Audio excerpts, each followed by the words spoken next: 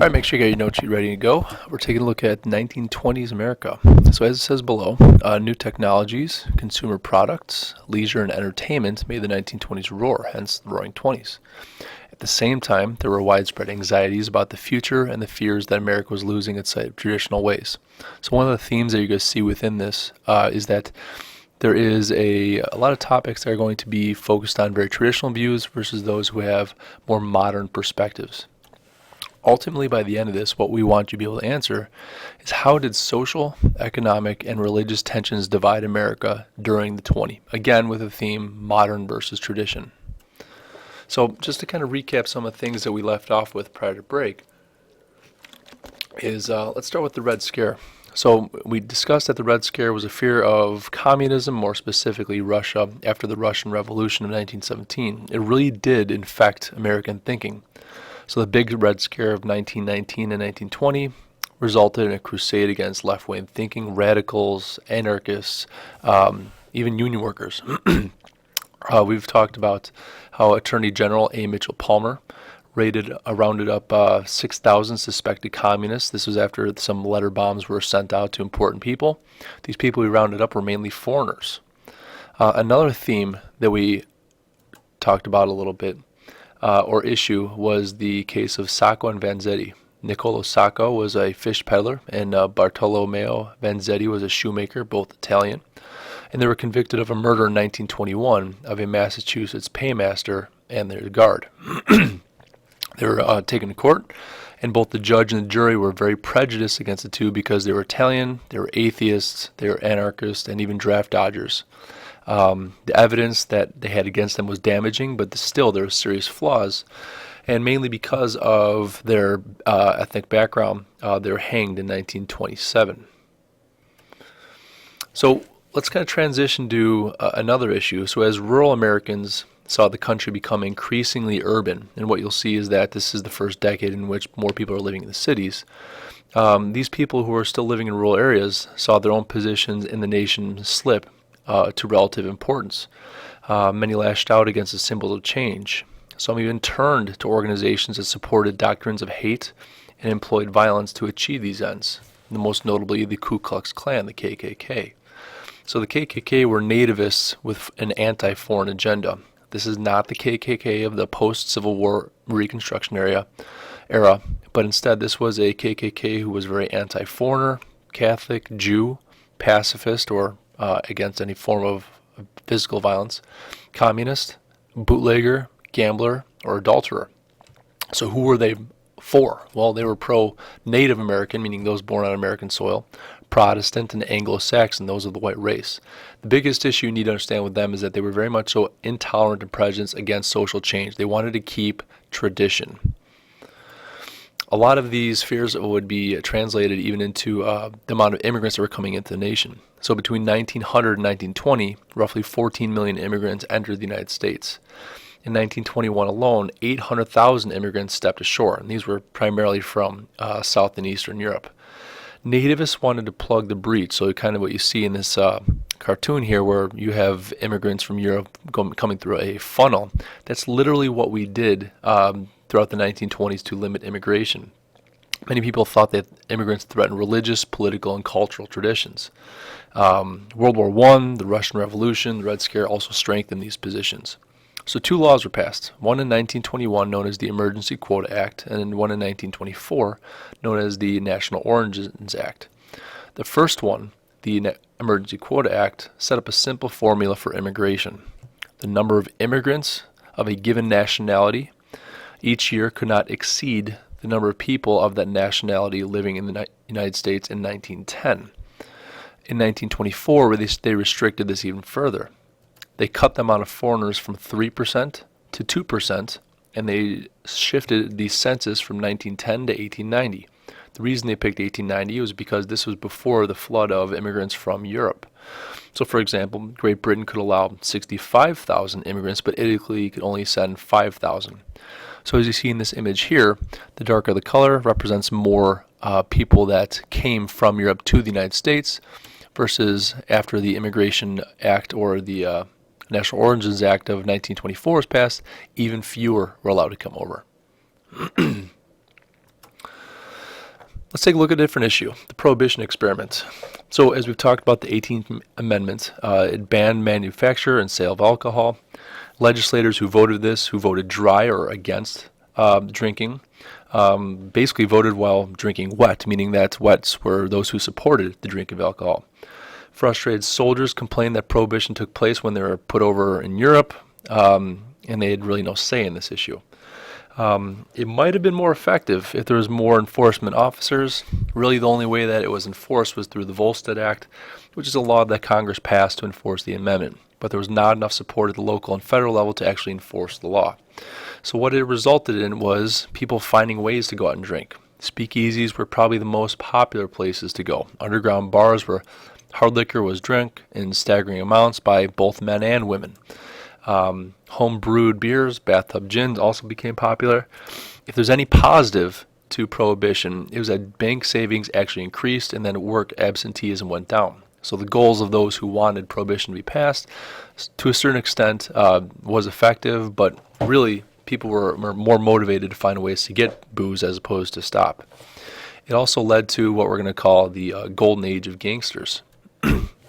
So prohibition spawned shocking crimes. The profits of bootlegging led to bribery of local officials, so police and judges would turn an eye to gangsters who were moving booze. Violent wars also would break out between rival gangs in cities. Al Capone, probably the most well-known bootlegger or gangster of the 20s, rooted millions of blood-splattered dollars. He became public enemy number one, in which the FBI was looking for him. However, he did not see his role in this way. He was not convicted of plotting what was known as the St. Valentine's Day Massacre, which was a murder of 7 rival gang members by firing squad. You can kind of see the bullet holes in the New York Daily News picture there. Some of the individuals who completed this for him were actually even in police uniforms. He was finally got on tax evasion and served 11 years. Some of that time at Alcatraz prison, like you see right there, when syphilis of the brain ailed him terribly. And as I said, he didn't really view himself so much as a gangster doing anything illegal, but more of a businessman based upon, you can take a look at the quote, which is up at the top of the screen. Other gangster activities that were a byproduct of prohibition would lead to prohibition, gambling, narcotics. By the 30s, the average take for organized crime, the amount they were actually making yearly, was somewhere between 12 and 18 billion dollars, which was a huge, I guess we can call, black market industry. They were also involved, some gangsters were involved in the kidnapping of Charles Lindbergh's baby, Charles Lindbergh, the first man to fly across the Atlantic Ocean alone. And the child was actually murdered in 1932. There was the abduction, a death penalty offense for some of the people involved, but there was really a seedy underbelly as a result of prohibition taking place. Another issue we can take a look at that is a really good example of traditional views versus more modern views of this era is in the state of education in the 1920s. So education was making great strides in the 20s. Many states were requiring students to stay in school to age 16, 18, or even some to graduation. Science was making equally great strides by wiping out some ancient afflictions. We talked about the Spanish flu, and increasing the life expectancy of newborns. But both education and science took fire from a group of people known as fundamentalists, which is defined to the bottom left. So these were evangelists who charged that, in this case in education, teaching Darwin evolution was destroying faith in God and the Bible, and it was contributing to the moral breakdown of youth during this time period. Other people who were more known as fundamentalists emphasized the trend in science and secular values over religion. So other people thought it was more acceptable to teach evolution. So the man you see in the picture here is John T. Scopes, who actually volunteered to break a law in Tennessee in 1925, actually asking him to teach creation versus evolution in the classroom. When he was actually charged with doing this and breaking the law, he was approached by the American Civil Liberties Union, otherwise known as the ACLU, to challenge the constitutionality of this law. It became a huge case. The two men who would actually be the lawyers within this case would be William Jennings Bryan, who was a three-time presidential candidate, who was Scopes' representative to the right, and then to the left, Clarence Darrow, the prosecution. At issue was the theory of evolution developed by Darwin. So Darwin believed that life formed from gradually developed from simpler forms of life, and this theory clashed with the description created in the Bible. So as we can see here, it was a very interesting case in which it became very popular. It was held in a very small town. It was extremely hot the summer that the case took place. We can see it looks like science is seen as through the Pied Piper here, is kind of leading children away from a religion. So it was a very controversial case that took place within the states. The highlight of the trial came when Clarence Darrow called William Jennings Bryan to the stand as an expert on the Bible. Bryan affirmed that the Bible stated the literal truth. He testified that he believed that God created Adam and Eve, that Joshua made the sun stand still, and Darrow was trying to cast doubt on such beliefs. But Bryan firmly stated, I accept the Bible absolutely. In the end, I'm sure you want to know what happened to Scopes. He was found guilty for breaking the law. He was fined $100. While the case showcased a major cultural and religious division, it did not heal the conflict or answer the central questions about religion versus traditional beliefs about religion versus more modern views of teaching science. So the conflict over evolution even continues to today. Let's take a look at some mass consumption issues. So prosperity of the economy put the roar in the 1920s. Economy kicked off its war harness in 1920. People were able to buy what they want, and we sprinted to prosperity from 1922 to 1929. What we start to see the beginning of is a consumer revolution. A flood of new affordable goods, such as the automobile, became available to the public. The ingenious machine, known as the assembly line, really helped to create goods that were more mass-produced. The assembly line, at each step, a worker added something to construct an automobile or another product. But it did quite a bit for major industries. The question was, could these companies who were mass-producing things find markets for the goods that they planned to spew forth in such large amounts? And like we saw today with some of these advertisements, this is what allowed these companies to do so. So using new scientific techniques and psychological research, advertisers are able to sell more products to Americans than ever before. And based upon what you see here, they use a couple of different ways: persuasion and ploy, seduction, and sexual suggestion. And, advertisers are really trying to get Americans to want more. So some of the commonalities that you see here is really playing into how people look, but also things that people want. People would also spend quite a bit of money on spectator sports. So sports became a big business in the consumer economy of the 20s. As you see here, Babe Ruth, or George H. Ruth, Herman Ruth, was a major baseball player in which people would flock to see. They wanted to go to Yankee Stadium, otherwise known as the house that Ruth built, to see him knock home runs out of the park.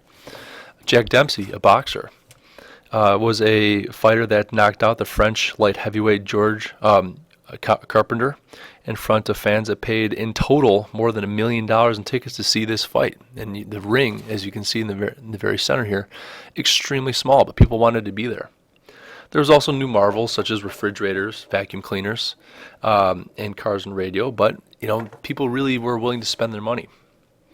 As we talk about putting America on rubber tires, we're taking a look at Henry Ford as one of the best-known industrial wizards of the era. So his Model T, otherwise known as the Tin Lizzie, was cheap, it was rugged, it was reasonably reliable, and by the 1920s, it cost only about $260. In 1914, Ford put out 500,000 Model Ts versus 1930, they put out 20 million Fords. 1929, over 26 million motor vehicles were registered. 1 in 5 Americans had a car. So this was becoming a product that people were becoming, that was becoming more affordable. So what's the impact? The production of the car would employ about 6 million people in 1930. So it creates new jobs supported by new industries. Rubber, glass, fabric, highway construction, garages, gas and tires. It became a necessary prop for self-respect even. The millionth person injured in a car took place in 1951, so we could see how people are buying more. It was quite dangerous, but at some point in time, some people even called it, the car, the automobile, a house of prostitution.